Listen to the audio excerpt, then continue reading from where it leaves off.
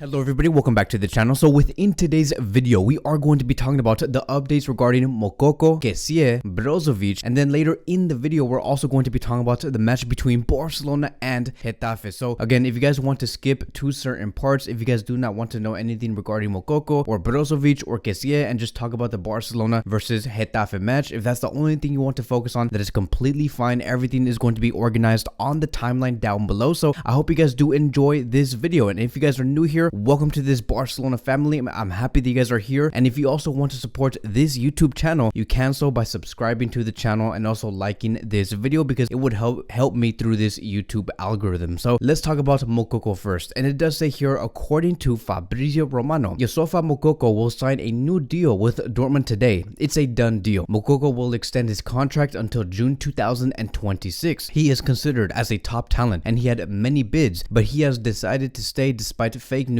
on the salary, and Moukoko does love Borussia Dortmund. So if you guys were wondering whether Barcelona could get Moukoko on a free transfer, that is no longer going to be an option. There has been like many stories and like narratives. I don't know if they were like fake stories or fake narratives, but basically there was like a whole story about Moukoko and Barcelona agreeing to a special clause within his renewal with Dortmund, that if Moukoko does decide to leave to FC Barcelona, Barcelona would get a exclusive price, right? This was according to like, again, many sources, and that Dortmund and Barcelona, Moukoko all agreed to this deal. But I think that is fake news. I think that is just another story very similar to how Barcelona had a supposedly a exclusive deal with Erling Haaland. If he chose to go to FC Barcelona, he would come in at a much cheaper price. So again, I think that it's just a fake story. But I do believe that Barcelona are going to be seeing Moukoko having a very cheap release clause, which will be available for everybody. Dortmund says, okay, we're going to be renewing Moukoko, but his release clause is going to be very low. Now, when it comes to like having a low release clause, it's very subjective, because you may think that a low release clause is 50 million euros. I honestly think that a low release clause is 20 million euros. And maybe in this perspective of Dortmund, they believe that a low release clause is 90 million euros. So it's very subjective. We do not know. And Barcelona has to be ready for whatever that price tag is going to be in the summer if they decide to go for this striker. And I think that should be our top target, is to go for Moukoko, because the market in terms of the availability of top strikers and their talents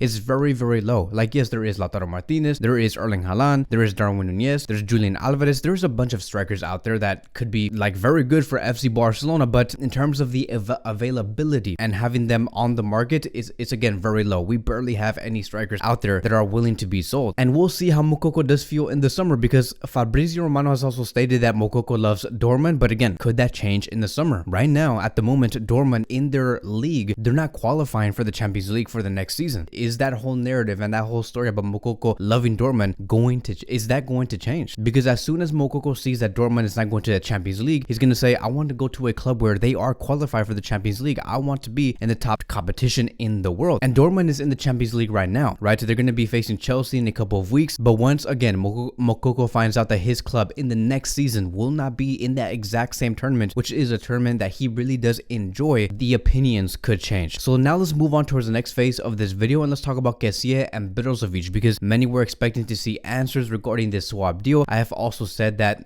this was my speculation a couple of days ago, but I'm here to call myself out. I did say that there's probably going to be answers and solutions regarding the swap deal, and that Brozovic was going to be saying that he wants to move to FC Barcelona after the Italian Classico between AC Milan and Inter Milan. But I was wrong. Nothing happened. There was no noise about a push move of Brozovic going to FC Barcelona, nor Kessie saying that he wants to go to Inter Milan. But there was reports, right? There was reports in the past 48 to 72 hours about Kessie and also Brozovic being okay with this swap deal. But the only thing that we have been hearing is that, according to multiple sources, that Barcelona intends to try and get Brozovic on a loan deal until the end of the season with an option to buy, meaning that Barcelona are probably moving away from that swap deal because they realize that they cannot do it. Maybe opinions has changed, but to get Brozovic on a loan deal, that's very Adama Traore-like, right? To get him on a loan deal and then to have an option to buy in the summer. It's a play, right, from FC Barcelona to reinforce in the short term. And if he does play well, they'll buy him for the long term. And I'm assuming that Mateo Lamán, André Laporta, Rafa Yuste are all trying to negotiate, if this actually ends up happening, is for like Inter Milan to pay half of his salary, because right now Barcelona is not in a good spot with La Liga. It has been said that Barcelona have received negative feedback from La Liga. In other words, Javier Tebas saying that, I don't care if you just sold Memphis Depay, I don't care if you open up the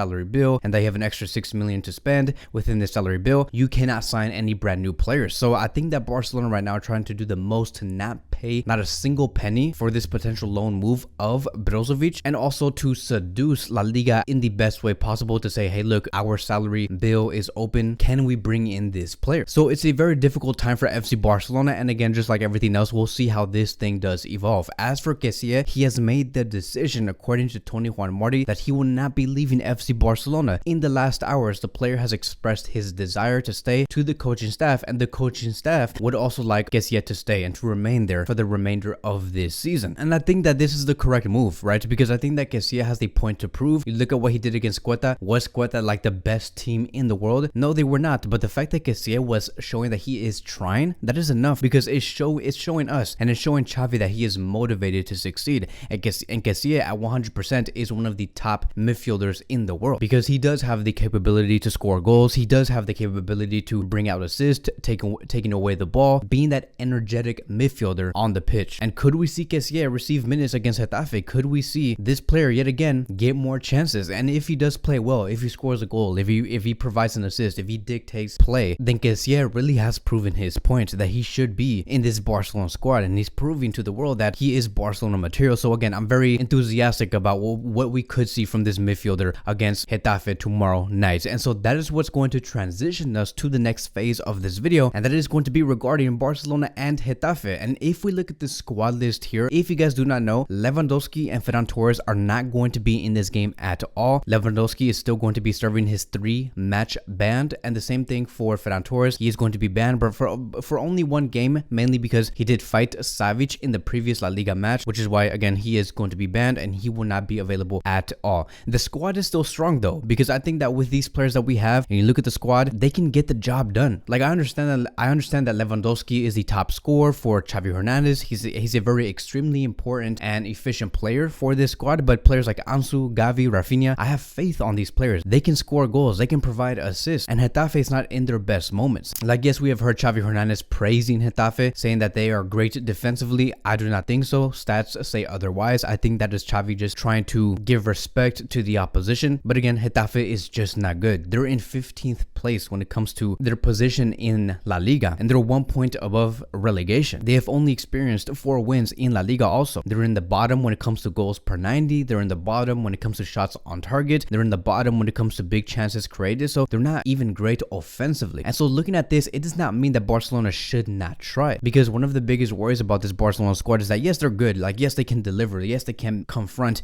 a Man City, a Bayern, or a Real Madrid. We know they can, but we don't want them to get overconfident against lower level clubs and then end up like losing or tying against that low level club. Barcelona should always continue to try and put the game away as fast as possible. This should be a game where Barcelona should win 4-0, because right now what Barcelona is going through is really reminding me of what we saw back in 2015. Barcelona always winning against all of these teams in La Liga and winning by like 4-0, 5-0, 6-0. The same thing is going on right now. Barcelona just beat Real Madrid with a total of 3 goals. They have just beat Quetta with a total of 5 goals. Let's go for the 4-0 win. Let's go for the 5-0 win against Getafe. It's completely mandatory. And the other player that I do want to talk about, as a matter of fact, multiple players, Araujo and Frenkie. These 2 players did not play against Quetta. Xavi Hernandez has given out a update with these 2 players, and this is what he said. Araujo and Frenkie are available, but it's true that they had minor discomforts. We'll decide on them tomorrow. But from now on, every match is extremely important. And to lose Frenkie right now, seeing that he has had some sort of discomfort, would be horrible to see, because he has been in top form, and especially in that new position that he does play in. So let's be very cautious with these 2 players, and especially with Frenkie, because we do need these 2 players in order for us to display the best version of ourselves. As for Ansu Fati, Xavi Hernandez has also said, and I remember after the match against Quetta, where we did win 5-0, he did explain that Ansu Fati will be starting against Getafe. And then earlier today, he has also said that he's an important player for us, and he always makes the difference. He can score goals in different ways. So let's not ignore what Ansu Fati has been doing as of late, because like I have said in the previous video, there's a big agenda with Ansu Fati. Like, if you're not talking about Ansu Fati in a bad way, you're ignoring what he is doing correctly. And right right now, there is clear progression with Ansu Fati. He is getting the job done. He is scoring a goal every other game. And again, that is progression. I know that Ansu Fati eventually will get in a position where he is scoring a goal or two every game. And Xavi Hernandez is playing a huge part on his confidence, right? His composure is 100%. He's looking lighter on the pitch. He's faster. He looks more focused. But the question for tomorrow night is going to be this: where is he going to play, right? If he's going to be clearly starting. And I think that he will be playing as the number 9 and replacing Lewandowski. He will be that center forward, with the wingers being Rafinha and Dembele. And this is what's going to transition us to the possible 11 against Getafe. So again, like I've said, we're probably going to be seeing a front three of Dembele, Ansu Fati, and Rafinha. Our midfield being Pedri, Frankie, and Gavi. And then our backline being Alejandro Balde, Christensen, and I do want to see Eric Garcia start. And then also with Jules Koundé. Like, yes, I have talked about how Araujo is a very important piece to this trident or this trio that they're building at the back with Christensen and Koundé, but I want to see Eric Garcia because we have not seen Eric Garcia a lot as of late, and especially in La Liga. I think that Eric Garcia has a lot to give, and you know, like hearing that Araujo has been experiencing some sort of discomfort, that's getting very alarming. That's already telling me that, okay, this trio that we have, it can be broken so easily. We need to have another center back ready, and I want to have Eric Garcia there to join Christensen and Koundé so he can gain that momentum again, like what he did a few months ago. So let's hope that Barcelona do win 4-0, 5-0, 6-0. Let's hope for